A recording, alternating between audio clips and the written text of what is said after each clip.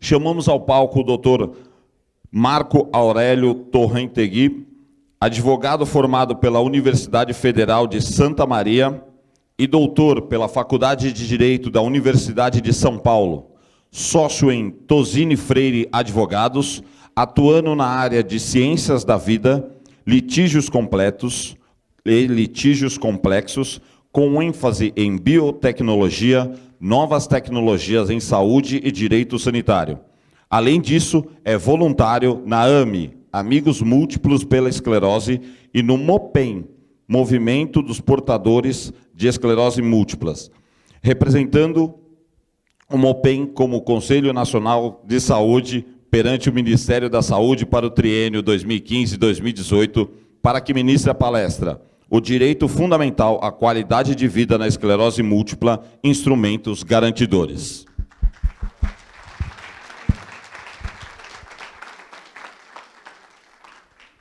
Boa tarde, pessoal. Tudo bom? Vários rostos conhecidos aqui. Já participo, acho que é a terceira vez, né, Beth, que a gente estava aqui para vir tecer. A gente vem aqueles encontros de sábado de manhã também.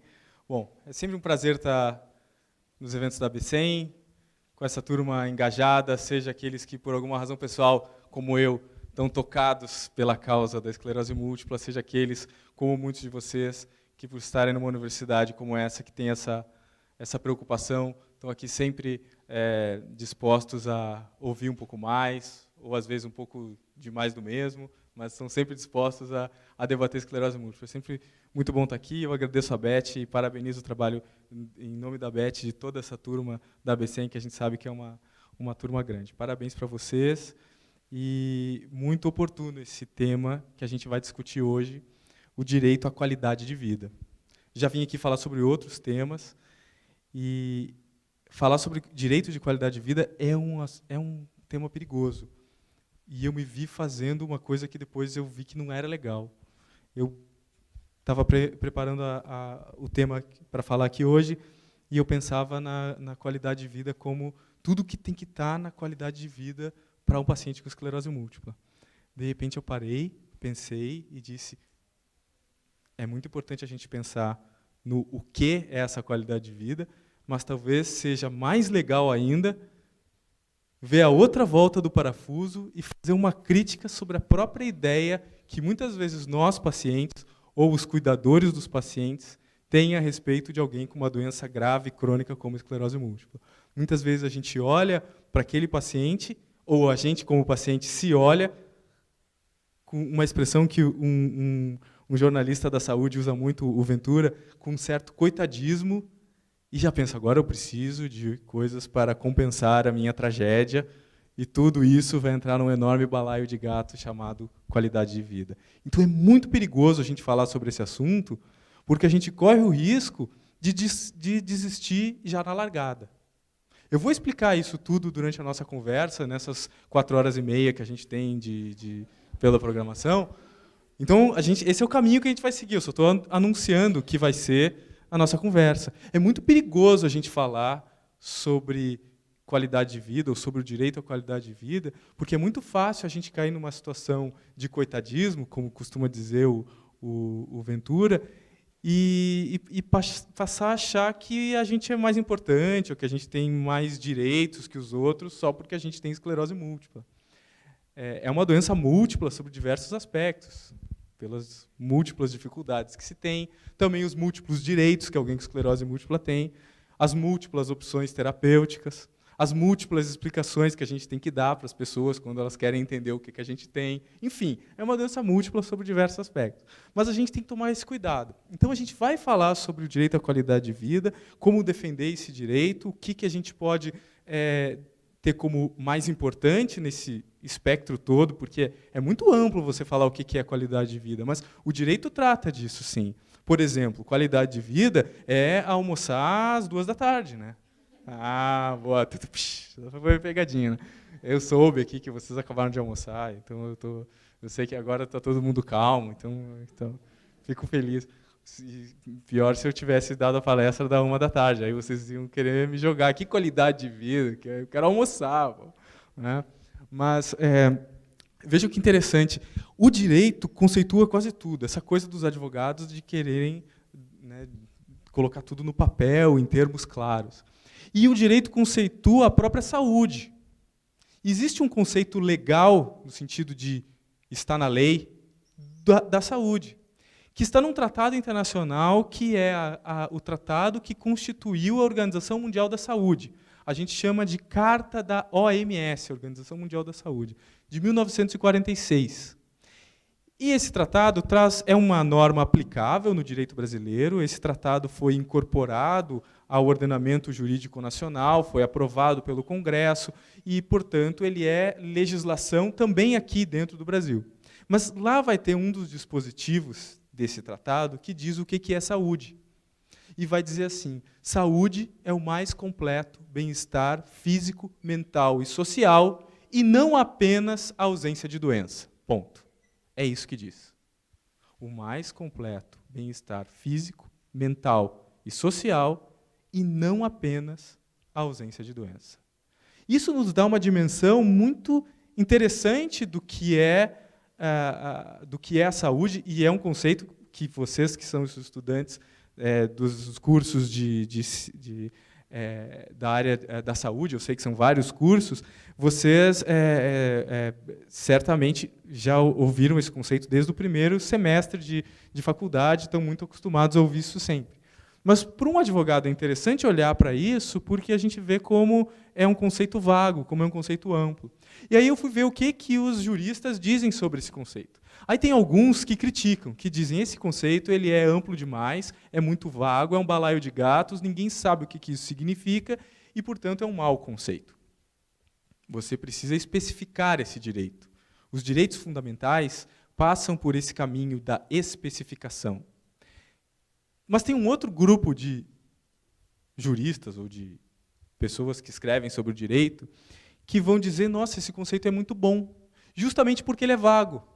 Porque, ao ser um conceito vago, permite que a gente faça uma leitura diferente conforme cada cultura. Imagina que esse é o conceito estabelecido pela Organização Mundial da Saúde. São quase 200 países signatários desse tratado. Quantas culturas diferentes? Então, um conceito vago, amplo, ele é interessante porque ele consegue não só atravessar diferentes culturas, como ele consegue atravessar o tempo. E ele está aí atual até hoje, dia 18 de agosto de 2018, sendo um conceito lá de 1946. Mas então vocês vão ver que há uma certa controvérsia aqui. Eu sou daqueles que acham que é um bom conceito, justamente por ele ser vago, justamente porque ele mantém a sua atualidade, precisamente porque é um conceito operacional. Agora, depois de 1946, quando surgiu a Organização Mundial da Saúde, iniciou no âmbito da ONU uma discussão muito grande sobre os direitos humanos. Tinha acabado a guerra em 1945 e o mundo inteiro estava preocupado em criar direitos que fossem para toda a humanidade e que evitassem os horrores que tinham acontecido durante a guerra, os horrores do Holocausto, os horrores dos campos de concentração, etc. Então, em 1948, as Nações Unidas aprovam um documento muito importante, que é a Carta dos Direitos Humanos. Na época era chamada Carta dos Direitos do Homem, mas hoje a gente atualiza o nome por uma questão de gênero. Por igualdade de gênero, hoje se fala Carta dos Direitos Humanos, de 1948. E esse texto da ONU não reconhece a saúde como um direito, assim, claramente, mas reconhece ali o direito das pessoas a ter os cuidados e um nível de cuidado em saúde adequado para o que precise. E tem várias noções ali que vão, não com essa expressão, qualidade de vida, mas que vão nos remeter a isso. O direito a ter condições econômicas, o direito a ter o trabalho. Aliás, eu já adianto a vocês que esse é o ponto mais importante para uma pessoa com esclerose múltipla, para manter a sua qualidade de vida, é ter o seu trabalho. Então, há uma série de direitos ali que são muito vagos, muito principiológicos, mas que vão criar uma noção do que seja qualidade de vida. Essa noção de qualidade de vida, no direito, ela é muito próxima de uma outra expressão jurídica, de um outro princípio jurídico, que a Beth, advogada, conhece muito bem, que é da dignidade humana. E aí as pessoas falam, poxa, mas dignidade é uma coisa também ampla, vaga. É verdade. Todos esses princípios jurídicos são amplos e vagos. Agora, com relação à dignidade, que é uma das maneiras da gente interpretar o direito à qualidade de vida, existe um conceito quase que exato do que seja dignidade. Alguém se arrisca? Não precisa mandar para o e-mail aquele, pode falar. Teve um filósofo lá no final do século XVIII, Immanuel Kant, para nós, Maneco Kant, nosso brother, que ele dizia assim, ele não tinha muito o que fazer, naquela época não tinha Netflix, não tinha uma série de coisas, e as pessoas tinham tempo para pensar sobre filosofia. E aí ele comparou as pessoas e as coisas. E ele chegou à seguinte conclusão: as coisas, elas têm um valor que é relativo. E o valor relativo das coisas a gente chama de preço. Então, esse microfone ele vai ser mais caro ou mais barato, conforme ele for mais tecnológico ou menos. Esse é sem fio, tem alguns que são para captar ambiente, tem outros que são feitos para outro tipo de captação e tal. Existem 1000 tecnologias do microfone, ele pode ser muito barato ou muito caro. Ele pode ser o microfone usado pela Madonna, que fez 60 anos essa semana. Nossa, me senti muito velho quando eu ouvi na rádio que a Madonna estava completando 60 anos. Falei, caramba, como assim? Pois é, mas se foi um microfone que a Madonna usou, aí ele tem um valor enorme. Mas não importa, o que importa é que as coisas têm um valor relativo. Pode ser caro, pode ser barato, pode ser pouco, pode ser muito. E o Immanuel Kant vai dizer assim, as pessoas também têm o seu valor. Mas o valor das pessoas é diferente do valor das coisas. As pessoas têm um valor absoluto, que não é relativo. Nenhuma vale mais do que a outra. O valor é o mesmo e é total. E ele diz assim, existe uma oposição ética entre o valor relativo das coisas e o valor absoluto das pessoas. E que nome ele deu para o valor absoluto das pessoas? Bingo, dignidade. Então, dignidade, do ponto de vista da filosofia do Immanuel Kant, é isso, é o valor absoluto das pessoas, numa oposição ética ao valor relativo das coisas. E o direito traz isso. O próprio Kant escreveu vários livros. Escreveu um livro chamado A Doutrina do Direito. Ele também foi um cara que escreveu para a turma do direito, e os advogados leem para chuchu o Kant desde o início da faculdade. No início a gente acha que não tem muito sentido. Depois a gente, ficando mais velho, vai começando a dar valor também para esses textos mais filosóficos. Mas é interessante que esse conceito de dignidade ele vai então vir lá do final do século XVIII, na época dos iluministas franceses, que eram contemporâneos do Kant, e ele entra na Declaração Universal dos Direitos Humanos lá da Revolução Francesa e vem na história do direito sendo repetido mais e mais. Essa mesma ideia, essa mesma noção de dignidade. E a nossa Constituição também traz isso, a dignidade da pessoa humana, como um dos pressupostos mais importantes da nossa Constituição e, portanto, de todo o direito aplicável no Brasil. E o título que a Beth sugeriu para a palestra foi o direito fundamental à qualidade de vida. Então é muito importante a gente fazer essa conversa até aqui, porque, do ponto de vista dos advogados, um direito é fundamental quando ele está na Constituição. Tecnicamente é isso. É assim que a gente entende os direitos fundamentais, aqueles direitos que estão na norma mais importante que nós temos, que é a Constituição de 1988, que todos vocês já ouviram falar nela. Então, a dignidade está lá. E, a partir desse conceito de dignidade, é que a gente pode construir uma ideia de que nós temos o direito à qualidade de vida. Mas não nós, pacientes com esclerose múltipla ou esclerosados, como alguns dizem. Depois eu também sou criticado por usar essa palavra, mas, enfim, como eu sou paciente, eu me dou o direito de usar a palavra que eu quiser para chamar um paciente de esclerose múltipla. Eu entendo que uma pessoa que não seja paciente pode ficar meio constrangida, mas não é o meu caso, está tudo bem. Os esclerosados também, mas não só eles. E esse é o ponto, aquele que eu mencionava no início da nossa conversa. A gente tem dignidade porque a gente é pessoa, não porque a gente tem esclerose múltipla. Esclerose múltipla é uma sorte que a gente teve de poder se reunir, se conhecer. Se não tivesse esclerose múltipla, eu não seria amigo de vocês. Olha só que coisa, né? Quantos amigos que eu tenho graças a isso? Tem que tentar olhar o copo meio cheio. Mas essa noção de dignidade ela é de todos. E é a partir daí que a gente vai hoje construir uma ideia de que há um direito a todas as consequências ou a toda forma de tornar prática essa dignidade. Porque colocar no papel e fazer esse blá blá blá do Kant é fácil. Difícil é pagar as contas, como disse a nossa colega agora há pouco. Então também não adianta ficar no mundo da lua discutindo a qualidade de vida e não pensar em termos práticos o que significa para alguém, e no nosso exemplo aqui, para um paciente de esclerose múltipla, ter a sua qualidade de vida.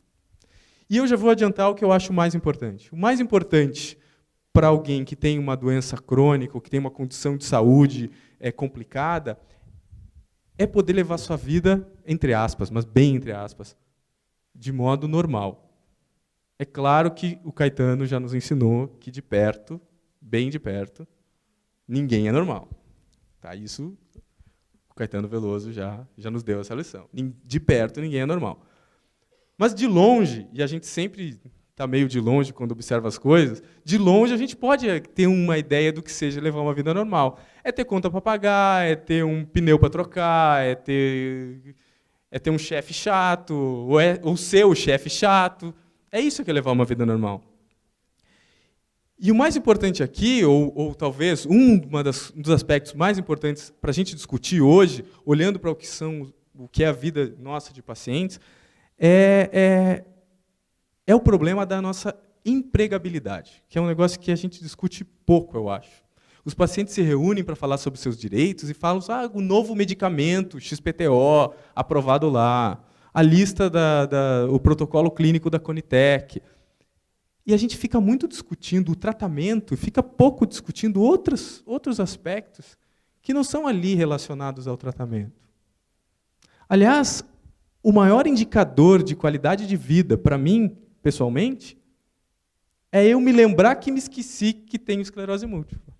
Vocês conseguem entender o que eu quero dizer? Você conseguir esquecer por um momento que você tem esclerose múltipla e passar um dia de raiva, passar uma noite em claro, qualquer coisa assim, isso é sensacional. Não só para quem tem esclerose múltipla, mas para qualquer outro problema crônico. Então, ter qualidade de vida, trocando em miúdos, é passar os perrengues que todo mundo passa, nem mais nem menos. Mas isso é muito complicado quando você tem algumas características que tornam, por exemplo, o seu sofrimento invisível. Então, os sintomas não aparentes da esclerose múltipla são uma desvantagem. Porque quando você tem um sintoma não aparente, o outro olha para você e exige de você que você seja um maratonista. E ele pode não ter ideia do quanto para você é difícil segurar um microfone, talvez. Então, a gente discutir o direito à qualidade de vida não pode passar pelo coitadismo, mas também não pode esquecer que existem problemas mesmo, situações concretas dos pacientes que precisam ser respeitadas e que precisam ter uma resposta satisfatória da sociedade. Então é no meio termo, ou no equilíbrio, entre não cair no coitadismo e, ao mesmo tempo, não desprezar o que é o sofrimento da esclerose múltipla, é nesse meio termo que a gente vai discutir o que é a qualidade de vida. Tudo bem até aqui? Vocês podem me interromper, ou, enfim, podem me questionar, dizer que não é isso, o que vocês quiserem. Não tem problema. Eu sou advogado, eu estou acostumado a fazer o contraditório. Tá tudo bem. Então vamos agora tentar andar nesse ponto de equilíbrio, que é quase que uma corda bamba, né? Sem cair no coitadismo e, ao mesmo tempo, sem desprezar o sofrimento. É uma coisa difícil da gente fazer. Não pensem que é fácil, não. Mas o primeiro ponto, o primeiro assunto que eu queria discutir com vocês é a noção de que somos doentes. Isso é bem polêmico. Primeiro ponto que eu quero discutir com vocês é isso, é a noção de que somos doentes. Primeiro aspecto, aquele conceito que eu mencionei para vocês, saúde é o completo bem-estar físico, mental e social, e não apenas a ausência de doença. Ou seja, não é um conceito tudo ou nada, certo? Não é um conceito tudo ou nada. Se vocês quiserem um conceito tudo ou nada, existe a saúde completa, ninguém tem, e existe a saúde incompleta. Aqueles que já desencarnaram estão nessa condição de estar sem nenhuma saúde. Morreu. Ponto. Todo mundo que está vivo, ele está entre se fosse de 0 a 100, ele está entre 1 e 99. Então, ele tem um pouquinho pelo menos um pouquinho ou um pocão de saúde ou de não saúde. E é justamente esse o conceito que se usa hoje do processo saúde-doença. Ninguém é totalmente doente ou totalmente saudável, mas a gente vive num constante processo de saúde e doença. Para pegar um exemplo que não seja de esclerose múltipla, eu tenho rinite alérgica. Então, até às 10 da manhã, eu vou espirrar algumas vezes. Depois, o resto do dia vai bem. Para quem é míope, tem que pôr a lente de contato ou usar o óculos. Se você perguntar para uma pessoa míope, você tem alguma doença crônica? Possivelmente essas pessoas vão dizer não. Aliás, valeria a pena fazer essa enquete aqui. Passe por pessoas de óculos e pergunte, você é doente ou saudável? Eu aposto que a grande maioria das pessoas, se disser que é doente, não vai falar que é porque usa óculos. Porque não se percebe como doente pelo fato de usar óculos. Aliás, eu também tenho miopia aqui, estou de lente, vocês talvez não vão conseguir ver daí. Mas ninguém se reconhece doente por usar óculos. Quer dizer, talvez algumas pessoas se reconheçam, mas aposto que a maioria das pessoas que usa óculos não se acha doente por isso. Isso é muito subjetivo. No processo saúde e doença, ela está bem com aquilo ali, está tudo bem. As pessoas com esclerose múltipla é um pouco mais complicado, porque os sintomas são um pouco mais difíceis. Então, todo mundo aqui sabe quais são os sintomas da esclerose múltipla, né? Alguém não sabe? Todo mundo aqui sabe, porque tem tanto evento da ABCEM que essa universidade é a universidade mais especialista em esclerose múltipla, e isso é sensacional. E é claro que esses sintomas são mais complicados, mas mesmo alguém que tenha todos esses sintomas complicados vai estar na sua escala surfando na condição saúde e doença num dia mais ou menos saudável. Então, qualidade de vida, num primeiro passo que a gente dá nessa corda bamba, entre o coitadismo e o desprezo ao sofrimento, o primeiro passo que a gente pode dar é fazer essa pergunta: qual que é a percepção de saúde daquela pessoa que tem esclerose múltipla? Há uns anos atrás, eu tinha uma médica excelente, sensacional, brilhante, me ajudou muito. Mas em algum momento ela me disse assim: você precisa fazer um concurso público, porque você tem esclerose múltipla. O que ela estava querendo me dizer? O que ela estava querendo me dizer? A estabilidade é um belo eufemismo, né? Ela não estava querendo dizer estabilidade. Ela estava querendo me dizer que eu ia me aposentar por invalidez. Vamos falar assim, papo reto? Papo reto. Troquei de médico. Não é verdade? E excelente. Não tinha, ela era uma excelente médica. É ainda, sempre será. Mas isso me tocou muito. Eu disse, caramba, não, está tudo errado. É muito fácil a gente, com o discurso do direito, jogar toalha. E essa é uma luta que eu tenho sempre como paciente, também na minha vida profissional. Não pensei que é fácil, não é, mas você tem que ser duro com você mesmo. Esse é um primeiro aspecto de qualidade de vida. Você tem que ser duro com você mesmo. Então, gente, estou contando essa história para vocês para dizer como é importante a gente relativizar a noção de que somos doentes. Porque se a gente se convencer de que tem esclerose múltipla, logo é doente, está perdido. Aliás, eu estou para ver uma pesquisa que acompanha os pacientes, aqueles que desistiram e aqueles que não desistiram. E eu aposto que, em algum momento, isso vai repercutir no resultado lá na frente. É uma aposta que eu tenho, não sei se é cientificamente comprovável ou não. Mas isso é muito importante. E isso é importante não só na luta que a gente tem com a gente mesmo, mas isso é muito importante na luta que a gente tem com as nossas famílias, com os nossos amigos, com o nosso ambiente de trabalho. Para que todos percebam que o paciente com esclerose múltipla tem a sua condição saúde e doença, que pode ser, e muitas vezes será, diferente, especial, porque ele vai ter seus sintomas difíceis, seus dias difíceis, suas pioras difíceis. Ele pode ter um tipo de esclerose múltipla diferente do outro. Também existem várias condições da doença. Mas é muito importante que todos percebam que não importa o grau de dificuldade que você tenha, na sua faixa de processo saúde e doença, você estará melhor ou pior. Então, quando você estiver melhor, você vai poder trabalhar mais, viver melhor e vice-versa. Uma vez que a gente deu esse primeiro passo e relativizou a noção de que somos doentes, vem o segundo passo, a gente tem que trabalhar.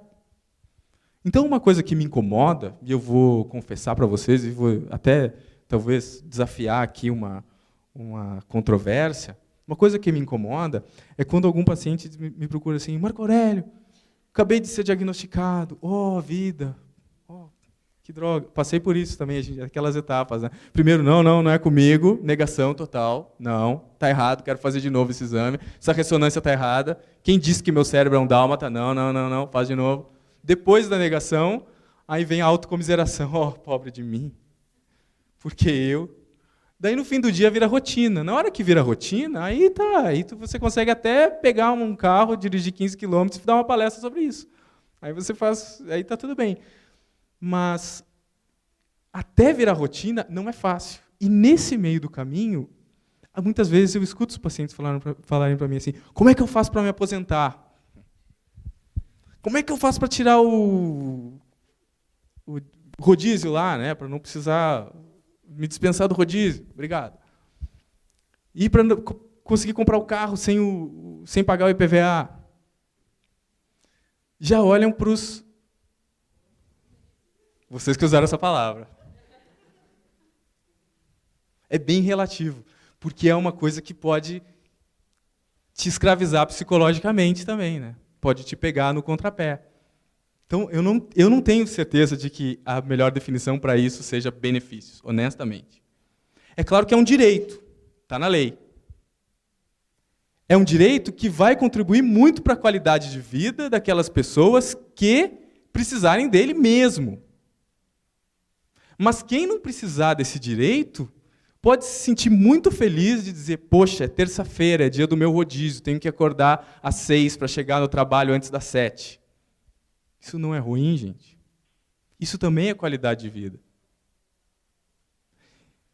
Então, se o primeiro passo que a gente deu nessa corda bamba foi relativizar a noção de que somos doentes, o segundo passo que a gente dá nessa corda bamba é o pensar que a gente tem o direito e o dever de trabalhar. E isso é para a gente ser duro com a gente mesmo e é para a gente ser duro com o outro. Porque é muito difícil para os empregadores respeitarem a condição do empregado em razão de uma tecnicalidade da esclerose múltipla.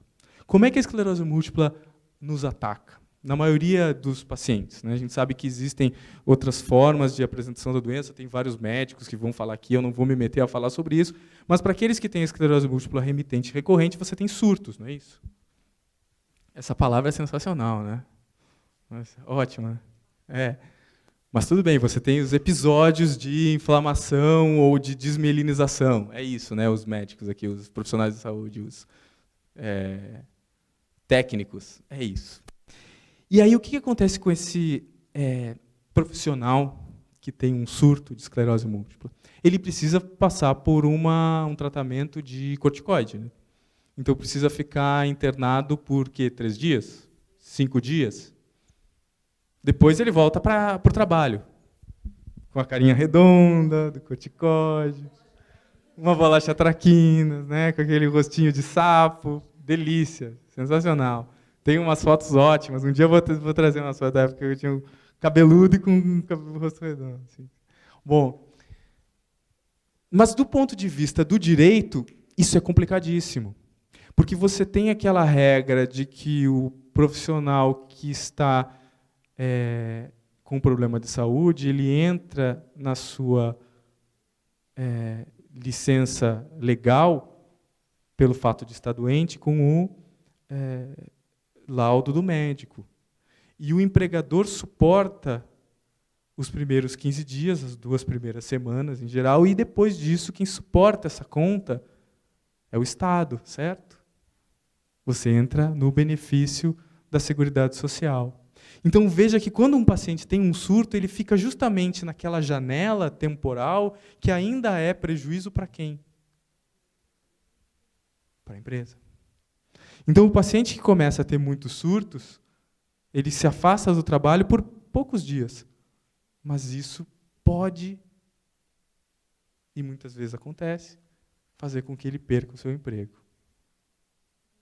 Então, a gente já chegou a discutir no passado se não seria interessante pensar numa uma proposta de lei para que os pacientes com esclerose múltipla, para eles, a regra fosse diferente, de modo que, desde o primeiro dia, o Estado suportasse a licença para evitar que o empregador mandasse o cara embora.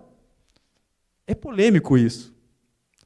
Porque sempre que eu penso em criar um direito para beneficiar um paciente de esclerose múltipla, eu penso que isso pode ser uma grande injustiça. A gente vive num sistema jurídico em que uns doentes têm mais direito do que os outros doentes. E, honestamente, eu não sei até que ponto isso é razoável. Os pacientes com esclerose múltipla têm todos esses direitos que eu mencionei agora, que vocês chamaram de benefícios. Eu não estou certo de que seja essa a melhor palavra, por uma questão psicológica. Tem vários psicólogos aqui, ou futuros psicólogos aqui, não é? Então, tenho lá minhas dúvidas. Mas também existem outros direitos dos pacientes com esclerose múltipla. O direito de não pagar, não pagar o imposto de renda sobre os proventos de aposentadoria, que tem lá uma lista de doenças que, depois de aposentado, se a sua aposentadoria for num valor que pague imposto de renda, porque cada vez mais isso vai ser difícil, os proventos de aposentadoria são isentos. Mas veja que existem outros direitos que os pacientes com esclerose múltipla não têm assim tão de imediato. Por exemplo, o saque do FGTS. Muitos pacientes conseguem sacar o FGTS com base em decisões judiciais, em várias querelas. Mas, se você for olhar ali, by the book, o que diz o texto da lei, não é bem assim. E me incomoda ficar nessa discussão miúda desses pequenos... Como é que vocês falaram? Vocês que falaram. Me incomoda discutir isso. Eu quero discutir o direito ao trabalho, não do trabalho. O direito a ter um trabalho. Então, o que a gente precisa fazer para convencer a sociedade de que vale a pena contratar um esclerosado? Terrível falar isso, né? Duro. A gente tem que ser duro com a gente mesmo. A gente tem que ser, senão a gente está perdido. Talvez a melhor coisa seja falar mais e mais sobre isso, criar uma cultura cada vez maior. Mas hoje eu vejo como um dos grandes gargalos desse direito à qualidade de vida a empregabilidade das pessoas com esclerose múltipla. Infelizmente, existe muita ignorância a respeito disso. Talvez o próprio nome da doença a gente devesse mudar. Estou viajando? Várias doenças mudaram de nome. A gripe suína mudou de nome, virou H1N1, por causa do interesse dos produtores de carne suína. É verdade. Estavam tendo um prejuízo muito grande, aí não, vamos mudar de nome, então virou H1N1. A hanseníase também, antigamente, era chamada de lepra. Mudou de nome por causa do estigma que as pessoas com essa doença tinham na sociedade. Que é uma doença muito antiga, que por muitos séculos foi devastadora, até que hoje ela tem cura. Mas ela precisou mudar de nome.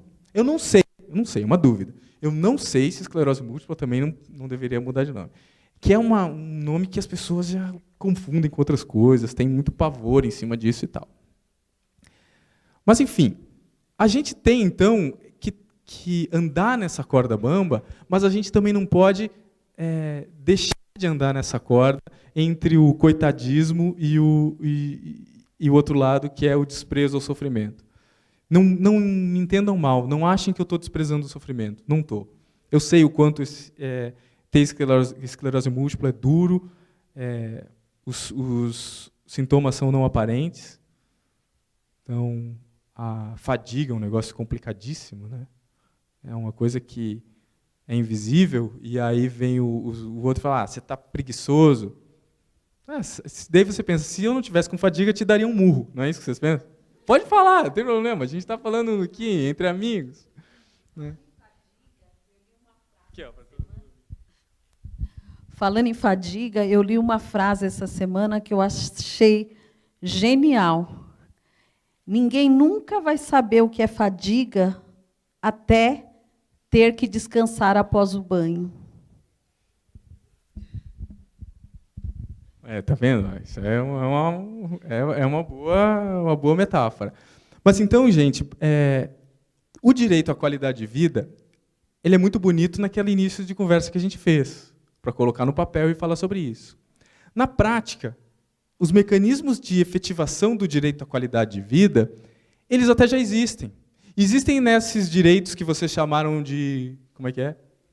Vocês que falaram. De novo, eu não falei ainda isso. Eu não falei isso. Vocês que falaram que esse... É um mecanismo jurídico. Você tem também, do ponto de vista do direito, o fato de que a Constituição reconhece a dignidade humana, o sistema de saúde reconhece isso, existem várias miudezas, vamos dizer assim, sobre o direito à qualidade de vida. Mas o mais importante aqui é romper o véu da ignorância, olha que bonito isso, da sociedade sobre esclerose múltipla, não é? Porque quando se desconhece, se julga ou se pré-julga, e aí a minha aposta é, quanto mais a sociedade conhecer a esclerose múltipla, quanto mais isso não for um tabu, quanto mais vocês puderem sentar numa mesa de bar falando abertamente sobre isso, e todo mundo sabe o que é, e ninguém diz, mas você está bem. Que comentário, né? Mas você é tão jovem. Né? Sim, e daí? Tem gente que também tem outros problemas. Né? Problemas, cada um tem os seus. E, uma vez que todo mundo conheça o que é esclerose múltipla, daí sim a gente vai conseguir resolver e exercer esse nosso direito à plena qualidade de vida. Não é um direito que se exerça com mais leis. Vocês entendem qual que é meu ponto? O direito à qualidade de vida não é um direito que a gente vai exercer se criarem mais um... Como é que é mesmo? Se criarem mais uma isenção fiscal, mais uma prestação a receber, qualquer coisa. Não é assim que o paciente com esclerose múltipla vai ter qualidade de vida. Ele vai ter qualidade de vida quando a sociedade entender o que é isso e quando, portanto, ninguém deixar de empregar alguém com esclerose múltipla pelo fato dele ter esclerose múltipla. É claro que muitas empresas já têm essa pegada inclusiva de valorizar todo tipo de inclusão, não só a inclusão de alguém com esclerose múltipla ou de alguém com algum problema de saúde. Então, a nossa luta tem que ser essa, tem que ser para que nos aceitem como a gente, com os problemas que a gente tem. Mas, principalmente, a gente tem que ser muito duro com a gente mesmo, senão a gente está perdido. Porque o mundo não é suave com quem tem esclerose múltipla. Olham para você e acham que você é preguiçoso, porque você tem fadiga. Não é? Até que alguém entende que você tem fadiga. E como fica mais fácil... Alguém aqui passou por essa experiência, quando conseguiu fazer com que o outro compreendesse a sua situação, a sua vida ficou mais fácil? Não é? Então, a mensagem que eu quero trazer aqui, e com isso eu já vou encerrando a minha fala, que eu sei que a gente também tem um horário aí da próxima palestra, mas a mensagem que eu quero trazer é essa. O direito à qualidade de vida já está na nossa Constituição. A gente já tem uma série de leis que servem para isso. Poderíamos pensar várias outras? Poderíamos. A gente poderia passar... Aliás, às vezes podia ser um assunto. Quais seriam leis legais da gente imaginar que facilitariam a vida das pessoas com esclerose múltipla? A gente pensaria dezenas delas. Mas o mais importante não é tanto pensar nessas pequenas coisas. O mais importante é a gente lutar para fazer algo que até está na legislação sanitária, que é a promoção da saúde. Esse é o conceito jurídico, porque está na Lei 80, né? Lei Orgânica do SUS. A promoção... Ops. Cortaram, é assim que vocês fazem? Desliga o microfone. A Lei 8080 fala que um dos aspectos do SUS é justamente promover a saúde, ou seja, promover o conhecimento sobre saúde. Eu lembro de uma entrevista famosa no final dos anos 80, acho que metade dos anos 80, quando o Bial entrevistou o Cazuza. E o Cazuza estava reconhecendo publicamente, tornando público a condição dele de paciente com AIDS. Vocês lembram disso? E que daí tinha todo o estigma, o preconceito, o medo e tal. E no meio da entrevista o Cazuza fala assim, eu estava tomando uma água, fala assim, você tomaria do meu copo? E o Bial pega e toma. Claro, porque é um cara esclarecido, né? Um cara inteligente, sabe que não tem, que aquilo que era só a ignorância que gerava todo o preconceito. Mas a importância daquilo foi tremenda. Para o Brasil inteiro ver que não tem problema tomar no mesmo copo que o Cazuza, né? Aliás, podia até dar um beijo nele, não tem problema nenhum. Sobre todos os aspectos, não tem problema nenhum.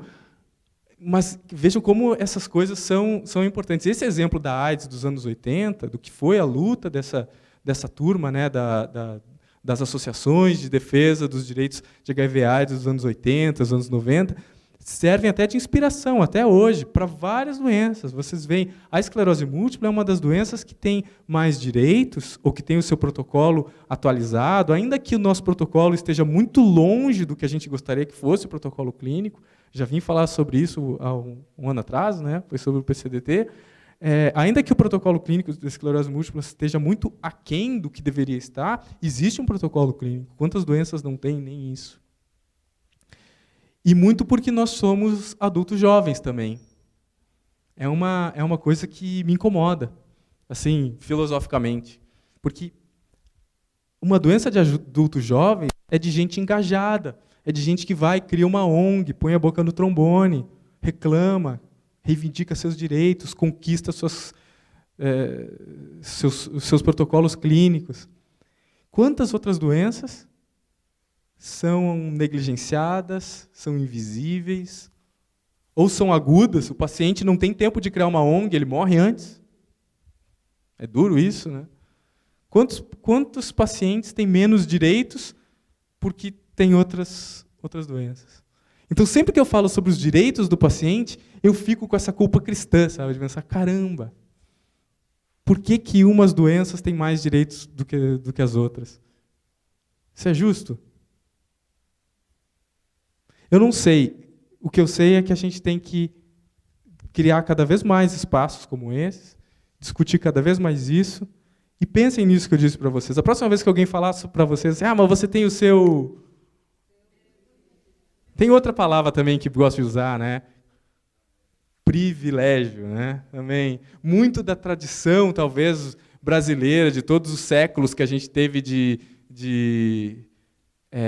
vida colonial, né? Aquela coisa dos privilégios, não sei, tem alguma coisa aí na cultura de querer brasileira de querer sempre ter os privilégios, os benefícios, como vocês falaram. Vamos tentar sair dessa ótica, o que não significa que a gente não vá lutar pelos nossos direitos.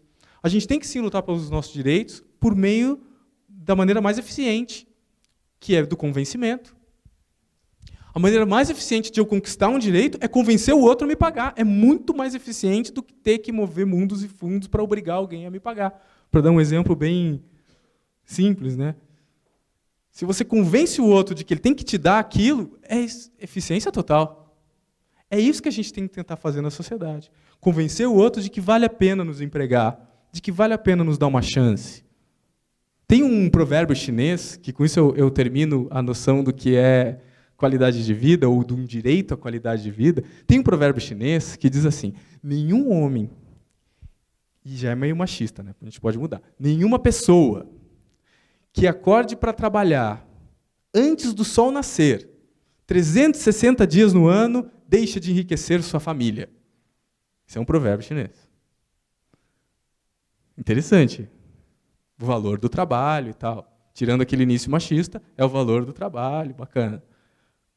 Então é isso, se um dia a gente conseguir dizer esse provérbio, pensando, poxa, que todos os pacientes com esclerose múltipla possam acordar antes do sol nascer para trabalhar por 360 dias do ano, tá bom. A legislação trabalhista prevê que as férias devem ser maiores do que 5 dias, né? Mas está certo. Mas essa é a nossa, acho que esse tem que ser o grande cavalo de batalha pela qualidade de vida.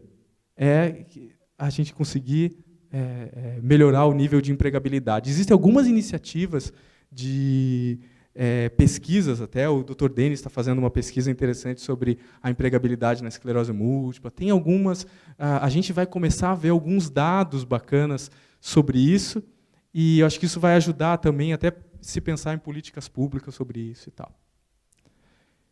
E com isso eu quero agradecer a vocês e me colocar à disposição para as perguntas. Muito obrigado.